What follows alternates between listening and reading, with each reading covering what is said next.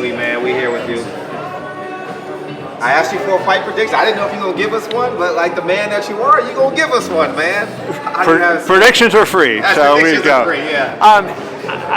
I'll start by saying I think this is a fight either guy can win. I have great respect for Mikey Garcia. I think he's a tremendous boxer, a smart guy in the ring. I mean, he is one of the smartest boxers I have ever seen. I covered Floyd Mayweather. He's in that range of intelligence as a fighter.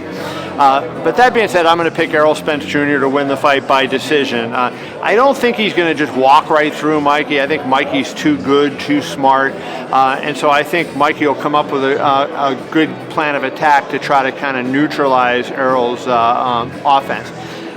But Errol is such a big guy and such a good puncher, and I think Errol has such good footwork that I think he'll end up cutting off the ring. And if he starts landing those punches on Mikey, I think whatever advantage Mikey has in quickness and speed will be negated when Spence starts laying hands on him. So I think you'll see maybe Mikey get out to an early lead, Spence come back, and I think Mikey won't be able to handle that power. And I look for Spence to win a unanimous decision, kind of a dogfight, but pulling away down the stretch. How does Mikey get out to an early lead? Like what skills will he possess to get out early in the round? Well, I think Mikey has great punching accuracy, and he also has great footwork. And so I think you'll see Mikey go body, go head. And I think he's going to try to make Errol move a lot, kind of turn him a little bit. And he's really got to try to make sure that Errol doesn't find range with that jab, because when Errol gets that jab range and he knows that he can get that jab off, that sets up the power hand, and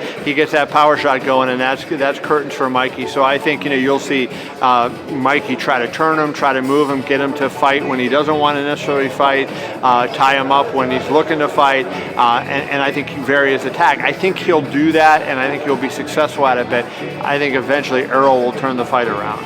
Is there any fight historically that reminds you of this event? There's been a lot of guys. A lot of comparisons some people are making is Duran and Leonard, because Duran moved up, but Duran was a welterweight for 2 years. People don't think of that. He fought, I think, 7 or 8 fights by the time he went to fight Sugar Ray Leonard. So, and I don't see Mikey being a Roberto Duran type fighter. I think Mikey can hit a little bit, but he's not a big knockout puncher. And conversely, Ray wasn't the big power guy that Errol is. So I don't see that. I think this is kind of a unique fight. I love what Mikey Garcia is doing. Absolutely love it. I think that you have to commend a guy like this. If he's out there saying, hey, I want to fight the best guy in the world, I have Spence #2 on my pound for pound list, right behind Terrence Crawford. Okay. You want to fight? Wow, over Lomachenko. I have Lomachenko 3 and Mikey 4. That's interesting. And then I have Usyk #5. And you can make a case for Inoue Inoue as well. There's a lot of good fighters. I think we're in a golden era of boxing right now. But having said that, I think that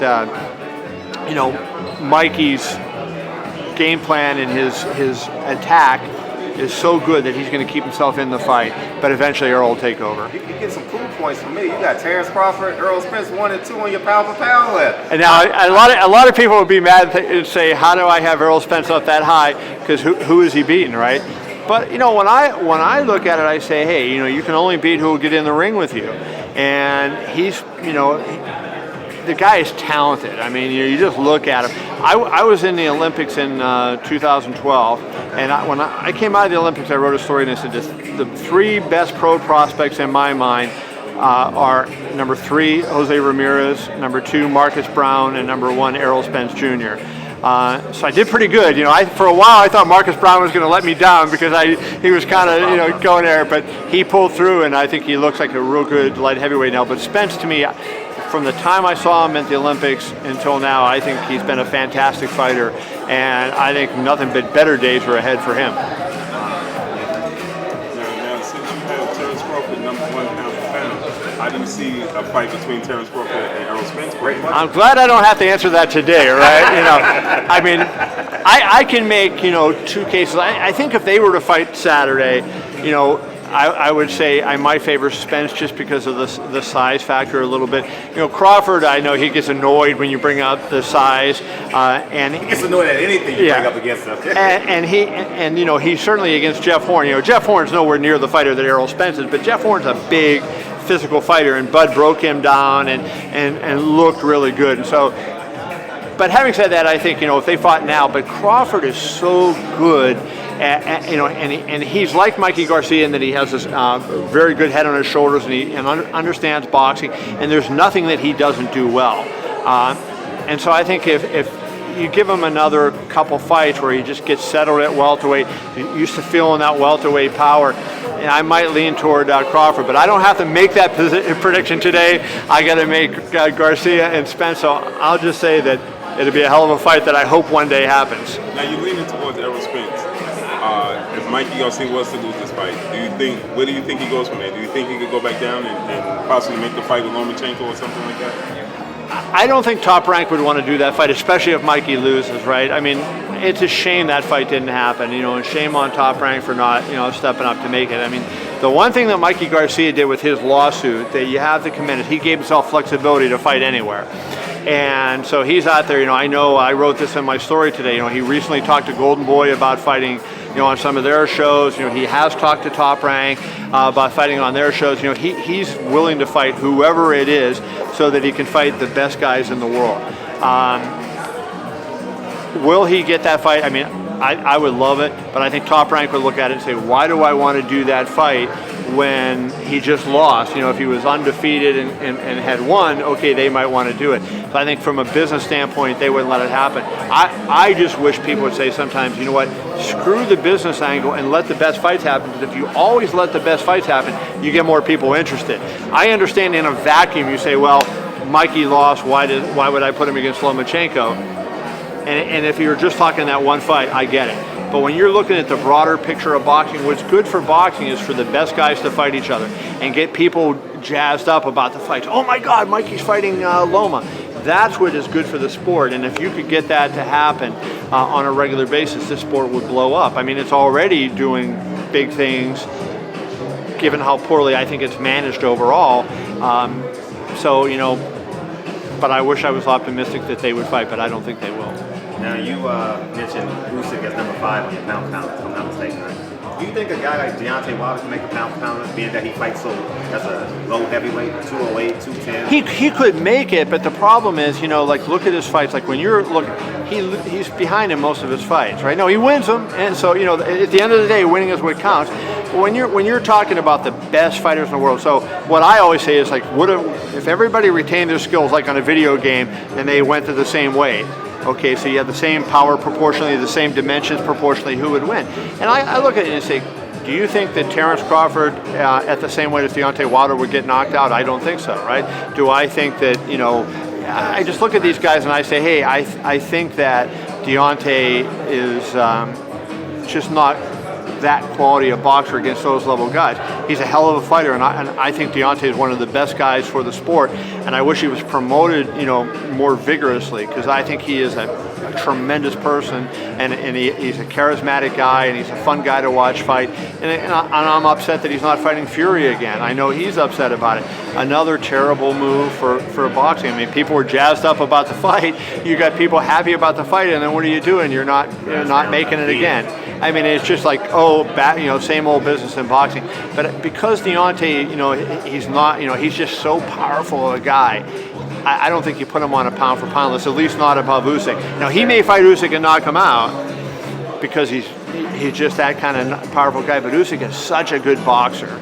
I'd love to see that fight. That when Usyk gets up there, and he's going to go to heavyweight soon, that would be an unbelievable fight. What's Deontay Wilder going to do? I think you're going to hear him say on Tuesday he's going to fight Dominic Brazil. I think that's pretty much a given. So he does his mandatory, and then after that, I have a feeling he's going to fight Anthony Joshua. Tyson. So he's going to go with his own. I think that deal with his own. If what has been reported, 3 fights, $100 million is accurate, and I have no reason to believe it's not accurate. The way DAZN's paying money, and maybe that might even be low by what the standard. Especially 2 fights with Anthony Joshua. Right. If you're going to be in there, they're talking $20 million to, and then 240, 20 and then 240s. I mean, if that's what happens, holy smokes! It's hard. It would be hard for Deontay to turn that down. The guy, hey, look, we were all happy to see him fight Tyson Fury because the Wilder fight didn't happen. and you know, it was a fun fight, and we want to see it again. But the fight everybody really wants to see is Joshua versus Wilder, the two knockout guys, the two big giants. That's the fight you want to see. And I think if he gets $40 million for that, when he was willing to take, what was it, you know, 15 and give everything else to the other guy, and now you're getting more 2.5 times that amount of money to fight him. I think it's worth taking that. So, you know, if that offer is serious, and we don't know all the business machinations and some stuff, people tell reporters things that reporters report accurately, but it doesn't mean that they're telling the truth all the time. And so, you know, we don't really know what's on that document and what they're saying behind closed doors. But if that is accurate, that they've offered him 3 fights, $100 million, I think it's hard for him to say no to DAZN. My final question: who wins, Joshua or Wilder? I think Wilder wins that fight. Really? You know, I'm shocked you said Wilder. I always was, for the longest time, I was a Joshua fan. The Luis Ortiz. That's why I'm shocked that you. Luis Ortiz fight changed me because, you know, think of what happened in that fight. Luis Ortiz is a massive puncher. I think as big a puncher as Anthony Joshua. But Luis Ortiz is a boxer, which Anthony Joshua is not. And Ortiz was really giving Deontay trouble, and Deontay got him out. Deontay was in trouble, almost on the verge of being stopped. He's behind on the scorecards, and he wins the fight. And that said something to me, right? That said, this guy is a freaking winner, and this guy knows what he's doing. So, you know, I think given that, I would pick Deontay to beat him. I think it would be a hell of a fight, and I would love to see it. Oh, we're going to be there. We will definitely be there. Wherever it is, we'll be there. We appreciate you, man. Appreciate you. Give out your handle, in this case, for the few people who don't follow you. Okay, now there's a lot of people who don't follow me, but so if you're not following me, I'm on Twitter @KevinI. I appreciate you, Kevin. Thank you, guys. Appreciate it. Thank you, man. I'm shocked you picked